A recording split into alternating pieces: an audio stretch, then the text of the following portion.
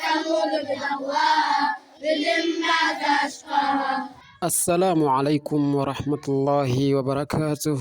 Mtazamaji ambaye unatazama video hii kwa sasa, uliowaona na kuwasikia ni wanafunzi wa Al-Madrasat Munawwara ambao wanapatikana maeneo ya Kinuni kisiwani Unguja, Zanzibar.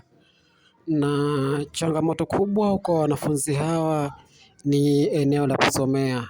Tuna jengo kama ambavyo unaliona hapo katika video, lakini jengo hilo liko katika hatua za awali na linahitajika kufika hatua ya juu ili wanafunzi hao wapate mazingira mazuri zaidi ya kujifunza. Kwa sasa changamoto ni hiyo. Sasa Muislamu, ni wajibu wako kwa kile ambacho Allah subhanahu wa ta'ala amekuruzuku, basi unaweza kukiwasilisha kwa ajili ya kuchangia na kufanikisha madrasa hii kuimarika na kukamilika ujenzi wake, ili wanafunzi na walimu wafurahie mazingira mazuri ya kujifunza.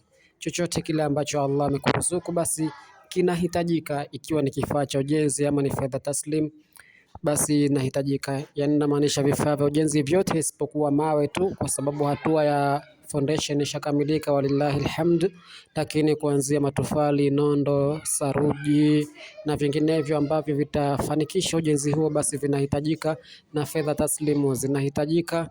Basi ni wajibu wako, kama umeguswa na hili na unacha kuchangia kupitia namba ambazo unaziona hapo, mchango wako utafika. Na kama unataka kuja kujiridhisha, kuja mwenyewe ukaona hilo jengo, tunakukaribisha, wasiliana nasi kwa namba hizo hizo, utafika inshallah.